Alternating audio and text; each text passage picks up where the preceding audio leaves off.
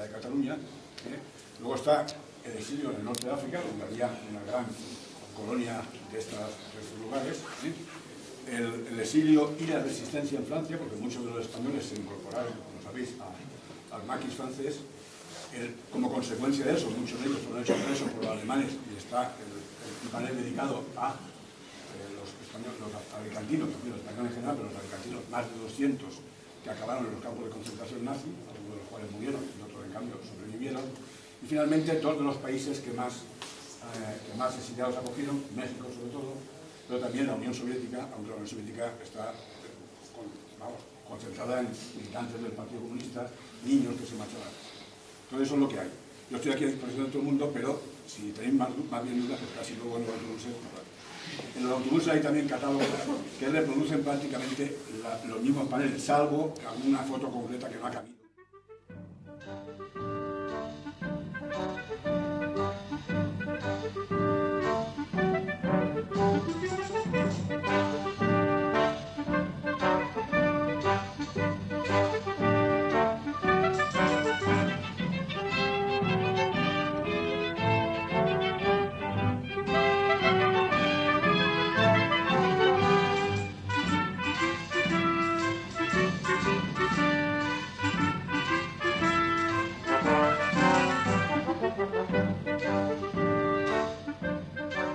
Solo 4 lugares: la posición Dakar, la posición Yuste, es decir, el Poblet, el campo de aviación del Fondó de Monòver y la plaza de toros de Monòvar, campo de concentración del partido judicial de Monòvar. Estamos ahora en una finca Villa Manolito, y lo primero que quiero es agradecer, como todas las demás veces, que nunca nos ponen ninguna pega para visitar la casa, a una... Manolito sería tu padre, una hija de Manolito como tal, que era entonces un niño cuando su abuelo realiza esta casa. Quiero comentaros una cosa: esta casa curiosamente no es posición Dakar. Vamos a explicar poco a poco qué es la posición Dakar. La posición Dakar es el lugar donde se concentran los militantes y dirigentes del Partido Comunista, cerca de donde está la residencia del doctor Negrín.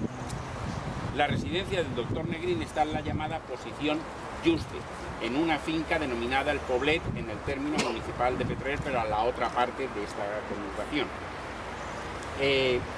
Se concentran aquí porque el gobierno, cuando se traslada a la zona, da a algunos ministros que están aquí y a algunos cargos militares o administrativos unos lugares donde residir en esos días.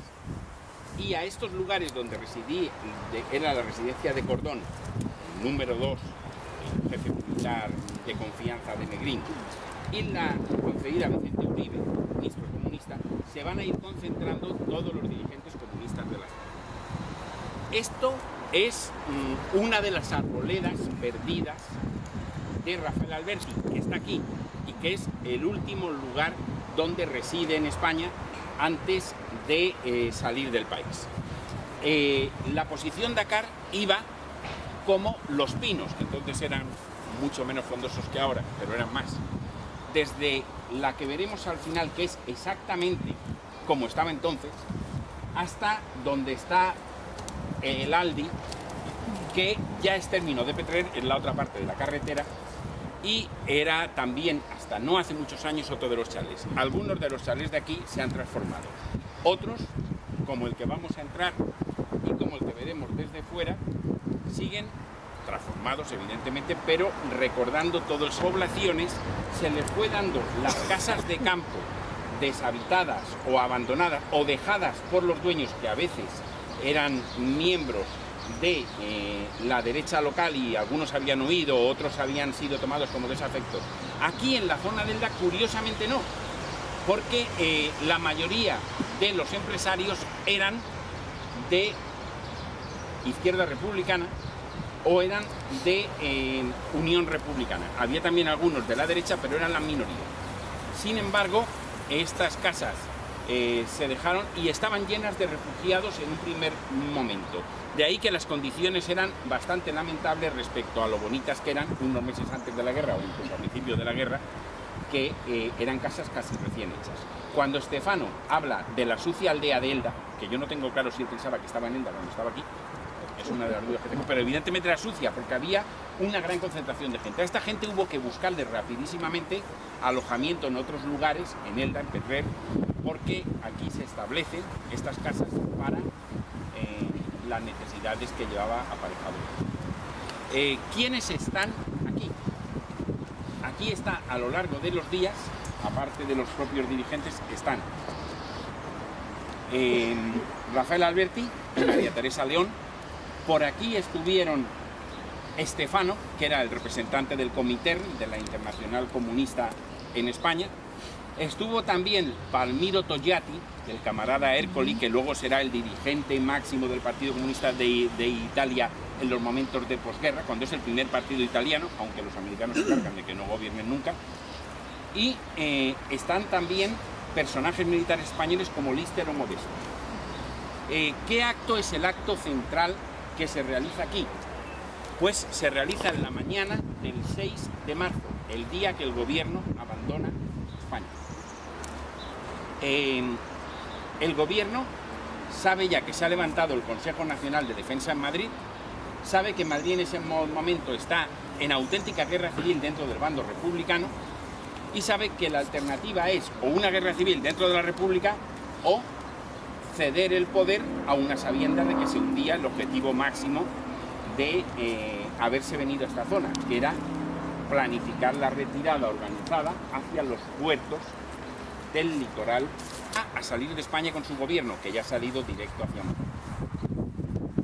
Los comunistas intentan convencerle de que no se vayan porque saben que pueden sofocar el levantamiento en Madrid como lo han sofocado en Cartagena.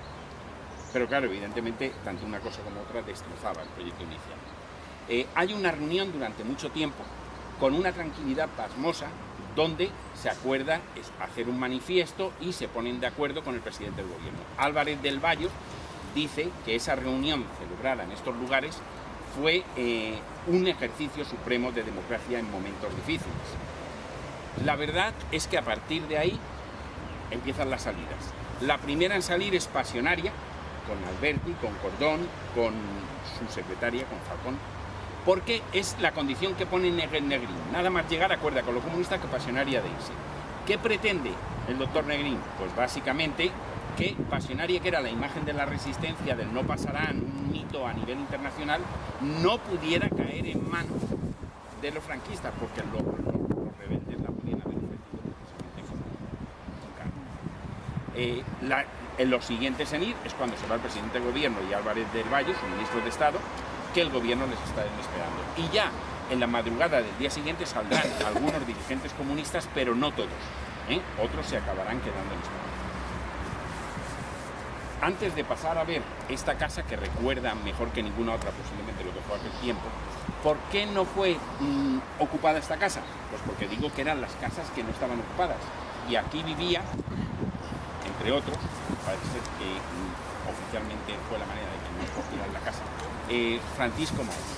¿Sí? Francisco Maestre es un abogado, es un magistrado de Alicante que después de la Guerra Civil fue condenado a muerte por haber sido un miembro de aquellos tribunales populares. En primer lugar, un magistrado tenía mucho más derecho a ser miembro de un tribunal que unos generales que luego tenían al fiscal que estaba bajo sus órdenes, que ya se callaría el fiscal, y ya se callaría el abogado defensor, que aún estaba más bajo sus órdenes todavía.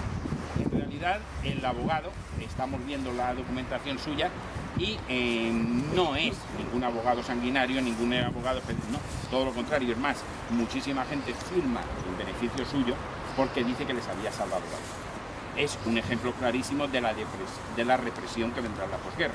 Una represión que precisamente fue tan dura, en buena medida, por el fracaso de este proyecto último de una retirada organizada y una salida de crisis. Ahora van a tener un tiempo breve para visitar algo de la casa. ¿Se puede entrar?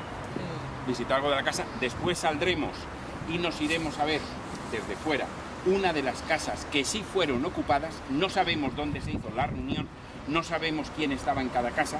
De hecho, los testimonios que tengo de una niña dice que miraba desde esta casa todo lleno de coches, mucha gente importante, y miraban desde la reja, pero claro, desde la reja ven aquel y aquel, los ven todos. Estamos todavía sin saber exactamente cuál fue el lugar exacto de la reunión. Esta casa no, esta casa estaba ocupada. Después de salir de iremos a aquella, y después, teniendo en cuenta que luego vamos al fondón, que no hay bares, ni hay cafetería, ni nada, después dejaremos unos minutos para que la gente se tome un café o vaya. ¿Por qué se llamaba posición?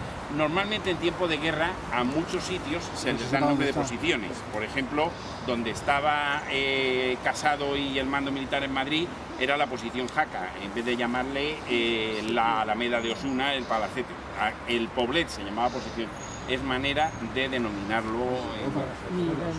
Sí, pero bueno, en realidad saberse dónde estaban sí se sabían, que esa es otra de las cosas muy curiosas, porque hay algo verdaderamente importante. Esta zona no se bombardea.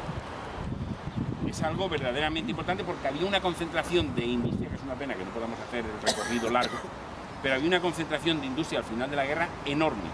Se bombardea hasta Villena una vez, pero porque entran desde la zona por donde entraba en Alcoy. Aquí no llega ninguno de los bombardeos. Y por supuesto, saben que el gobierno está en la zona. Y saben además dónde está. Por una razón muy clara. Hoy ya sabemos que un barrio de Burgos muy conocido que se llama Gamonal, que era un aeródromo, fue el lugar donde Casado, antes de la caída de Cataluña, ya había entrado en contacto con las tropas franquistas. Y Casado viene aquí, no aquí, viene al pueblo. Por lo tanto, saberlo lo sabía. ¿Sí?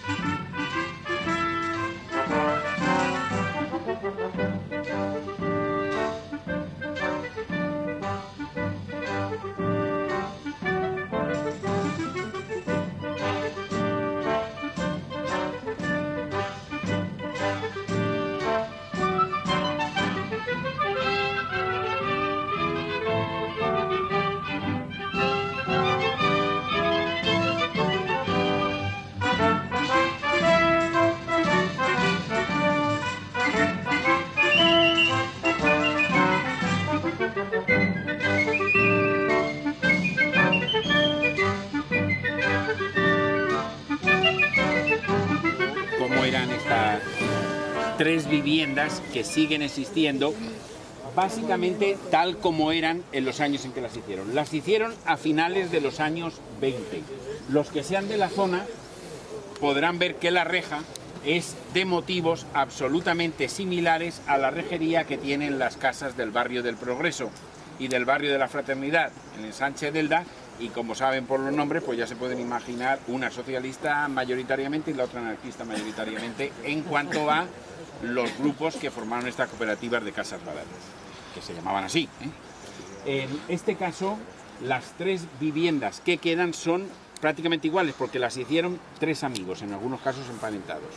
Eran pequeña burguesía local, fabricantes de tamaño medio o encargados de fábrica grande. Las otras se las hicieron prácticamente todas a la vez. Era Villa Manolito, dos que había en esta parte, y donde está el Aldi, que era el chalet de Ortín, que era el encargado general de Rodolfo Guarinos, que era la mayor empresa de aquellos tiempos en la zona. Tienen su marquesina, su nombre y una construcción muy sencilla a dos aguas. Todas estas casas, en un primer momento, era verano, el 18 de julio, está la familia residiendo aquí. Todos recuerdan que cuando se fueron, la última imagen que tienen es la de la iglesia quemando, la iglesia vieja, que luego se derriba todo totalmente, y ya no se vuelve más aquí, y por eso se ocupan luego con refugiados que dejan las casas en relativamente mal estado. Al final de la guerra, con toda la rapidez con que se produce la llegada del gobierno y la toma sobre todo del colegio Emilio Castelar, el padre Manjón de hoy, para establecer la subsecretaría del Ejército de Tierra, que se establece en Elda. También se establece el SIM, el Servicio de Inteligencia Militar, en unas casas de la ciudad Vergel. Y luego hay toda una serie de cosas, de casas que se le dan para alojamiento. Bien, estas tres son parte de lo que ellos llaman la posición de acá, con todos los personajes que hemos ido viendo. Las tres se conservan, como ven, en un estado que recuerda perfectamente lo que fueron esas casas en los años 30, que por otra parte eran casas relativamente nuevas, que se hacen a finales de los 20.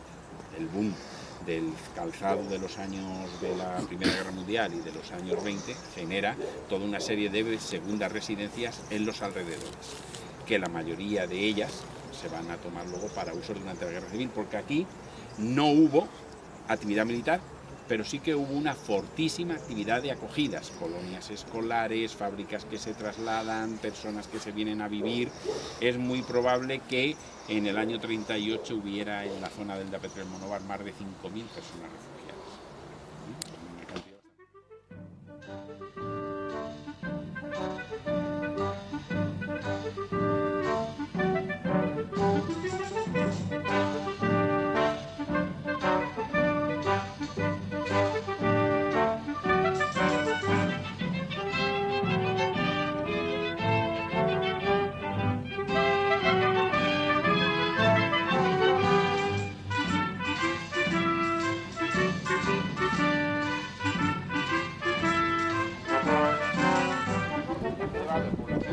Que en aquellos tiempos era mucho. Esto fue un lugar tranquilísimo, y a partir del año 1937, como verán hay un llano enorme, ya iremos viéndolo. A partir del año 37, después de la siega, se explana con caballerías y rulos, aún lo recordaban algunos de los que habían ayudado a hacerlo, y se establece un campo de aviación. Vienen aquí unos pocos soldados, como mucho 10 en el momento en que más hubiera, que están en la gloria, evidentemente, porque aquí, como cuenta un documental que se ha hecho sobre la zona, un yo con mai pasarrés, y evidentemente era un lugar donde no había pasado nada. En las bodegas del principal terrateniente de la zona se establece la casa que se llama el cuartel, que vamos a pasar por allí, y no vamos a poder entrar a la casa, pero la casa es exactamente la misma. Simplemente ellos hicieron una chimenea y le pusieron suelo de portland, nada más. En aquellos tiempos trajeron la luz y un teléfono a la zona. No había luz eléctrica aquí hasta ese momento. La guerra había pasado simplemente con la destrucción de alguna imagen de la ermita y poco más. el teléfono y la luz, cuando acaba la guerra, se los llevan. O sea, tuvieron luz mientras tuvieron aeródromo. Luego tardaron bastante tiempo en volverla a tener. Lo único que se construye nuevo es el refugio, que tiene 2 entradas, además este ni siquiera está en L, que es el refugio este. Esta es una de las entradas y a unos 50-60 metros verán el refugio, como estaba en propiedad de 2 personas, luego se deshabitó. Y lo que se puede ver, para empezar, es nada, pero si nos han dejado la llave, la dueña, que también suele colaborar con esto, podremos ver medio refugio solo. Quiero dejar una cosa clara: el refugio no se puede ver. Para ver un refugio o cualquier monumento tiene unas normas de seguridad. Por ejemplo, pueden ver el de Almería, pueden ver el de Alcoy, pueden ver el de Barcelona del Poble Seco, pueden ver el de Cartagena, pero están adaptados a las normas de seguridad. Evidentemente en aquellos tiempos los refugios no lo tenían, era un refugio pequeño y suficiente para la gente. ¿Qué significa esto? Que si yo voy a bajar, no sé si habrá linternas, esta es otra. Hay teléfonos móviles. Con los móviles, que baje alguien conmigo con el móvil, alguien que quiera bajar. Quien quiera bajar, que sepa que no se puede y que es bajo responsabilidad suya. Está prohibido. También es verdad que estamos en el país de todo está prohibido, pero todo es posible. Bueno, vamos a hacer primero el recorrido hacia donde podemos ver mejor el campo de aviación y después volveremos y si alguien quiere bajar, está la puerta abierta.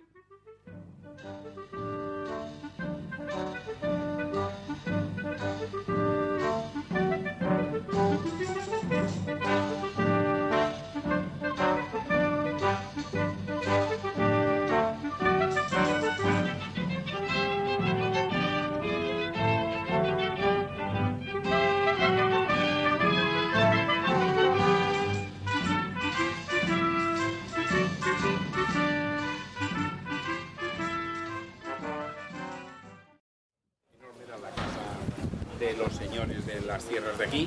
Esta casa es la casa que aún se conoce en la zona como el cuartel, pero vamos, no transformaron prácticamente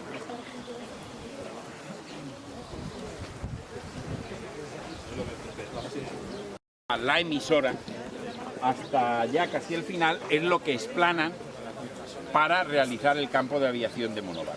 Los planos están publicados por Alicia Cerdá en la revista Festa de Monóvar de hace 2 años y uno de ellos sale en el catálogo este que tenéis alguno de lo del final de la guerra. Más cosas. El aeródromo tiene muy poco uso y solamente en esos días es cuando se produce una llegada inusitada de coches. Por eso mucha gente recuerda en Monóvar o por aquí que recuerdan que ese día pasaron muchos coches, todos coches negros, casi todos iguales, que se apartarán aquí. Allá, a las 10 de la mañana, un poco más, es cuando llega Pasionaria. Llega Pasionaria, Alberti, Cordón, María Teresa León, y salen con un avión de baja autonomía en dirección a Orán, que no hay que olvidar que es el país más cercano a nosotros, Argelia. A veces se nos olvida. Luego, el gobierno llega aquí cuando ya han decidido que van a salir de España, mientras que Negrín se va a la posición de Dakar a hablar con los comunistas y el gobierno espera, nervioso, como ellos son muchos de ellos, la llegada del presidente, que el presidente, por el contrario, era de una tranquilidad pasmosa. En este caso, ellos saldrán en dirección a Toulouse. Y por la noche ya, ante el miedo a que pudieran caer ya en manos de los rebeldes al gobierno, del Consejo de Defensa, es cuando saldrán ya con el alba algunos dirigentes del Partido Comunista. Son los 3 tipos de vuelo. Bien, hay una cosa verdaderamente curiosa, lo digo por los que buscan el testimonio de la gente. Es bueno que cojamos el testimonio de la gente, pero es bueno que lo cojamos con pinzas. No podemos coger un solo hecho o 2 y a partir de ahí construirnos una leyenda. Y yo siempre lo explico aquí. Este árbol que ven es el árbol de Pasionaria. Evidentemente, aquí es donde esperaba la gente, donde recuerda los que de verdad estaban aquí, que aparcaban los coches. aparcaron los coches de los que se tenían que ir. A partir de ahí, yo me he visto versiones de gente que luego empiezas a rascar y resulta que vivían en una caseta por allá, con lo cual ya me dirán de qué se enteraban, que Pasionaria se pasaba todas las tardes leyendo bajo este pino. Pero ojo, un señor se me enfadó en Elda cuando le dije que él no había visto al presidente Azaña antes de irse al gobierno, jurando y perjurando que había visto a Azaña. En las leyendas urbanas, aquí en Monóvar hay una, antes de que me la pregunten, la cuento yo, que es que dice el taxi de Pasionaria. Un señor que pudo poner un negocio gracias a que él, que era taxista, se quedó con un maletín de las joyas que se llevaba al exilio Pasionaria y entonces construyó el negocio que puso, que ya no quiero dar más pistas. Bien, piensen en una cosa. Primera, Pasionaria está totalmente narrado cuando sale y además el mismo Lister dice que es él quien la lleva. Además es más que lógico que lo sea. Lo que es ilógico es que Pasionaria llame a un taxista de Monóvar. Pero segunda, si se dan cuenta al final de la guerra y al principio de la posguerra, los taxistas, los panaderos, toda una serie, y digo los panaderos porque la familia mía era, para que no piensen que estoy hablando de ningún otro negocio, fue gente que sí que pudo hacer dinero, porque son los años maravillosos del extraperlo, del contrabando y de todo eso. Evidentemente, si yo la fortuna la saco de quitarle el maletín de las joyas a Pasionaria, soy poco menos que un héroe en mi pueblo. Ojo con la memoria. La memoria hay que contrastarla siempre y hay que cogerla con pinzas. Bueno, ahora cuando volvamos, los que no se hayan fijado en el monolito lo pusieron con una inscripción, me acuerdo de la Guerra Civil, y los que se atrevan a bajar bajo su responsabilidad, solo falta que le pongamos problemas a la señora con la llave, en el refugio no es muy difícil. De cualquier manera, quien tenga problemas de autonomía personal para subir y bajar escaleras, todo eso, pues tiene que evitarlo porque son escaleras que no se han tocado desde entonces.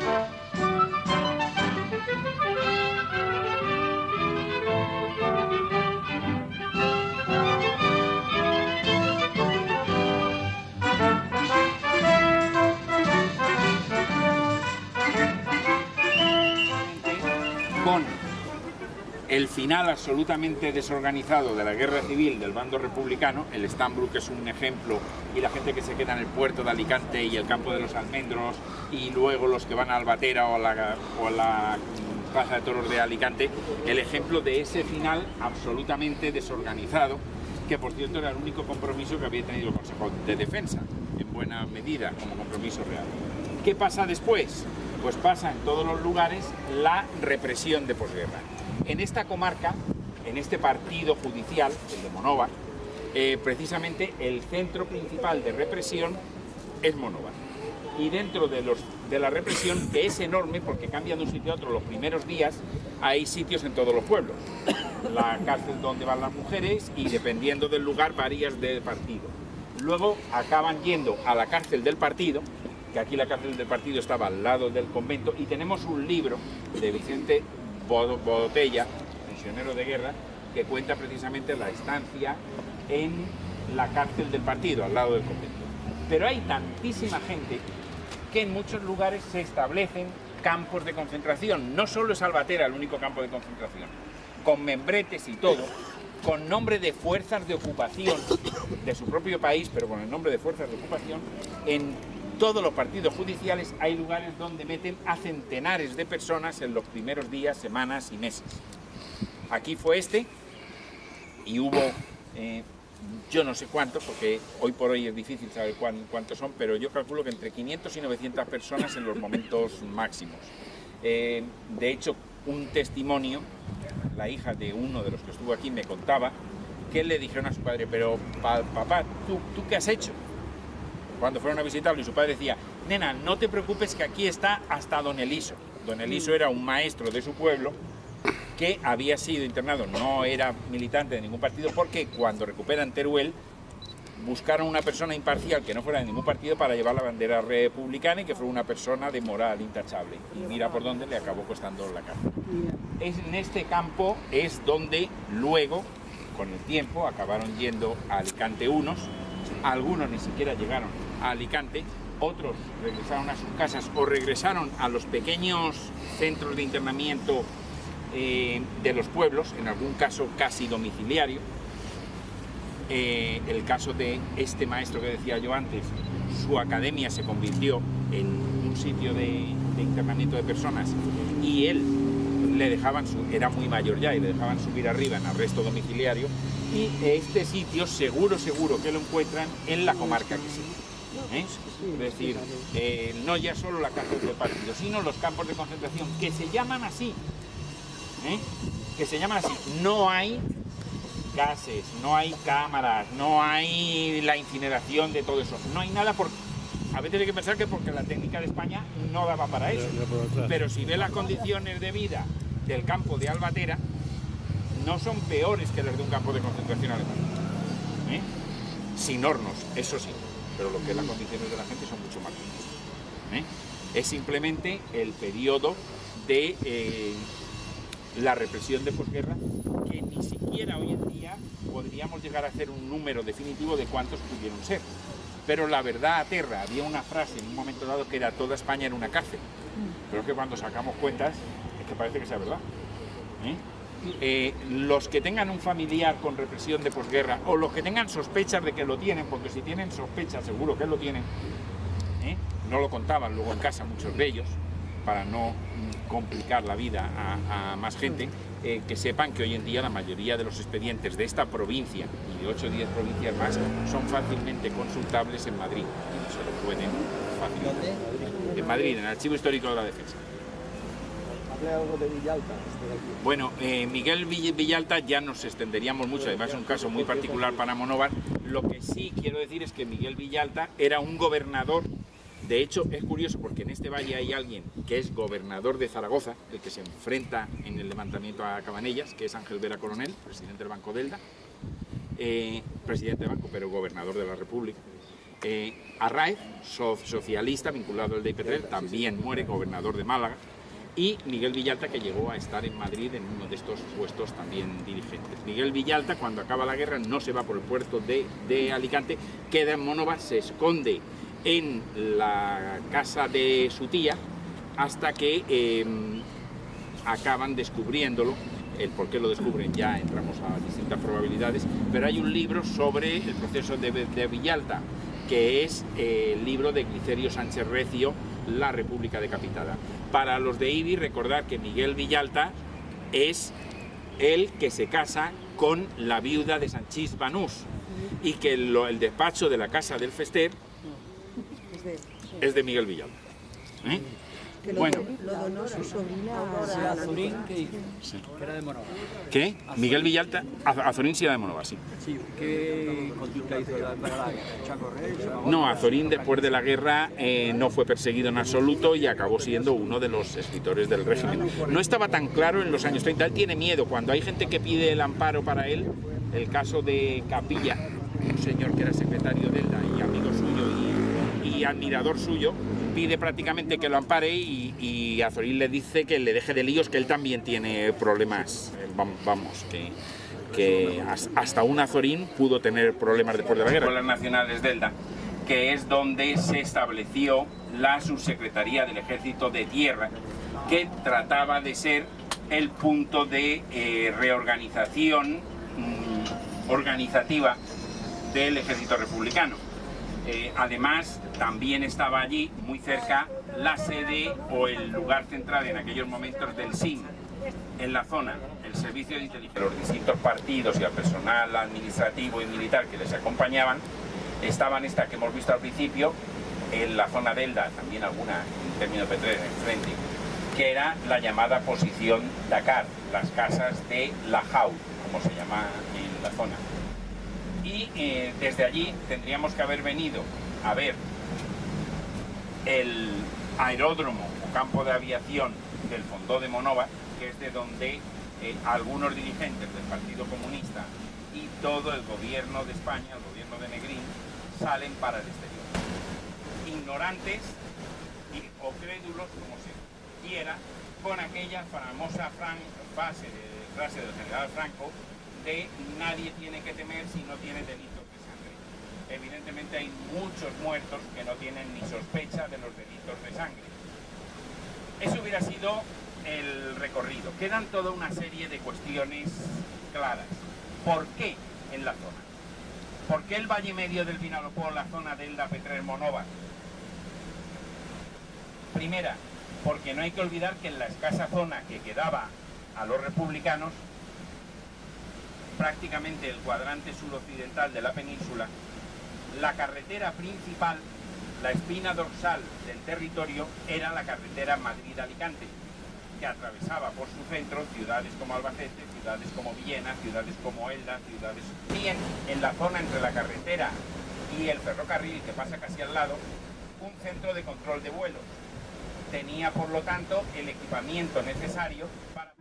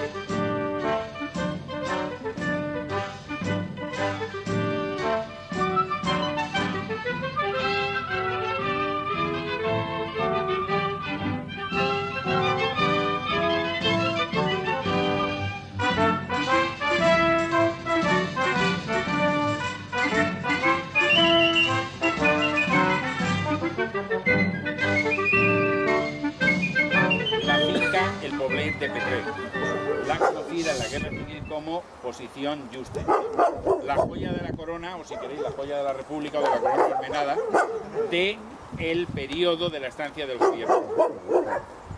Este edificio en origen es un grupo pequeño de casas que poco a poco va comprando la misma familia, de ahí que venga el nombre de El Poblet.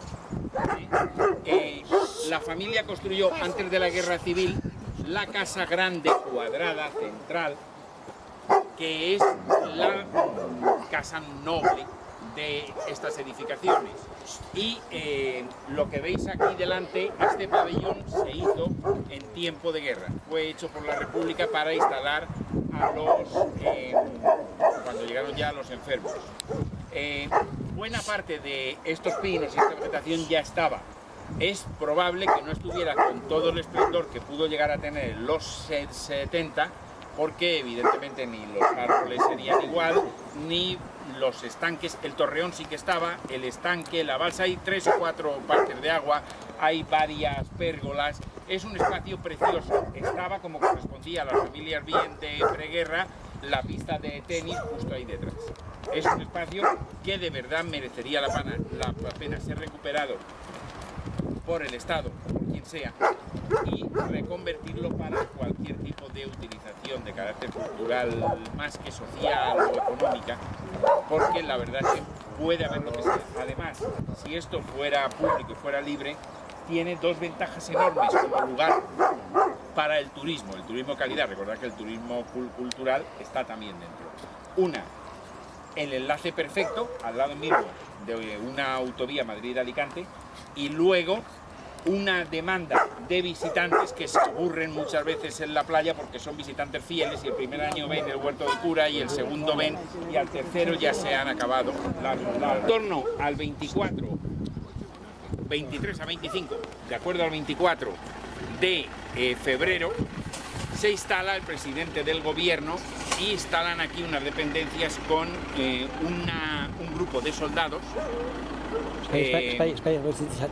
y una serie de administrativos y de personal vinculado a teléfono y telégrafos. Lo más importante es que aquí hay toda una serie de visitas de militares, porque desde aquí el presidente departía con algunos de ellos. Casado viene antes, el almirante de Cartagena viene antes, y Matallana, que es el jefe del ejército de Valencia, también viene antes. Se celebran 2 consejos de ministros, donde se reconoce la dimisión de Azaña. Incluso se trata de convocar ficticiamente unas elecciones, porque a ver quién podía convocar elecciones en situación como esa. Y en el último es cuando se dan cuenta de que además Francia e Inglaterra, tras la dimisión de Azaña, han reconocido ya al bando franquista, en parte para tratar de impedir en lo posible la enorme influencia que sobre él tenía ya nazis y fascistas, los gobiernos de Italia y de Alemania. Recordad que la mayoría de los bombardeos son de ellos. Después del último Consejo de Ministros es cuando conocen que se ha levantado el Consejo Nacional de Defensa en Madrid. Hay una conversación telefónica que está narrada en 10 o 12 libros, y cada uno la narra como le conviene. Es curioso porque la conversación, digo yo, que sería la misma y que los autores no estaban. Pero bueno, la creación literaria también se agradece. En este caso, después es cuando el presidente del gobierno toma el acuerdo de abandonar el país. A partir de aquí el gobierno sale ya directamente hacia el aeródromo del Mañá, se llama para conseguir los aviones correspondientes, mientras que, como hemos visto, el presidente del gobierno y su ministro de Asuntos Exteriores se van a la posición Dakar a despedirse del Partido Comunista, de donde tienen la última reunión. Después de la guerra, la finca ha vuelto a sus propietarios. Los propietarios, los hijos del dueño, han ido muriéndose ya, y solamente queda una persona pues prácticamente centenaria sin hijos. Con lo cual ahora tenemos el problema de qué se va a hacer sobre esto. No hay protección ninguna. Se pidió el DIC, se pasó toda una serie de instancias, pero está sin conceder. Ahora el Ayuntamiento de Petrer quiere darle el título de bien de relevancia local, pero los que hayan estado en el Ayuntamiento, bien de relevancia local lo puede cambiar el Ayuntamiento cuando le dé la gana. El gran problema es que asuman de una vez el enorme uso que puede tener esto, incluso rendimiento económico. Esta mañana, antes de cuando he pasado por el restaurante, pensaba yo con el señor que estaba preparando las mesas, para él, por ejemplo, lo que significaría de incremento de comidas. Claro. Y como eso, muchísimas más cosas. Es uno de los edificios de esta provincia que están en una situación manifiestamente mejorables, y dentro del turismo cultural tampoco tenemos tanto.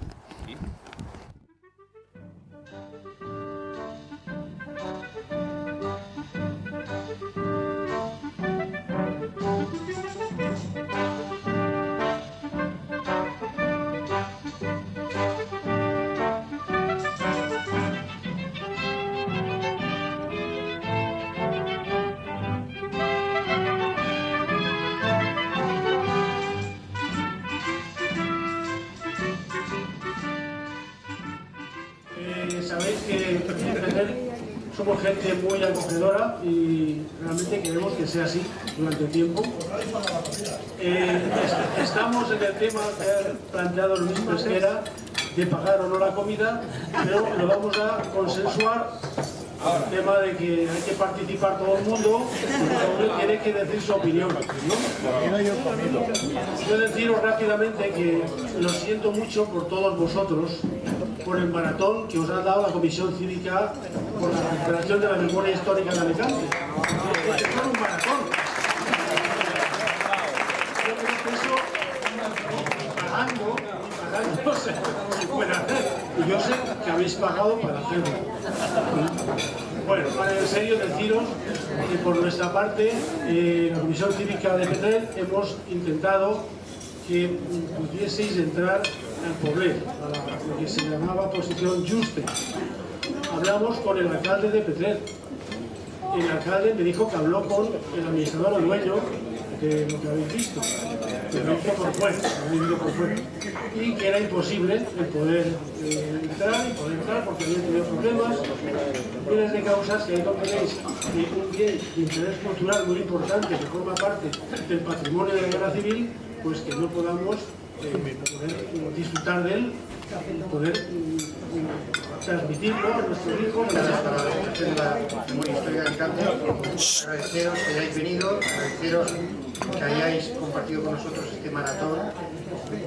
Y nuestra intención estaba clara desde el inicio, es decir, lo que queremos es recuperar la memoria, recuperar los lugares en los que ocurrieron hechos que durante muchos años han estado ocultos, durante muchos años han estado marginados de la historia oficial, recuperarlos para la ciudadanía, para que la ciudadanía empiece a tener lugares de memoria democrática, es decir, lugares en donde poder ver reflejados no solamente espacios, sino ideologías, porque no solamente recuperamos el espacio, el Poblet, ojalá, otros lugares, mañana inauguraremos un memorial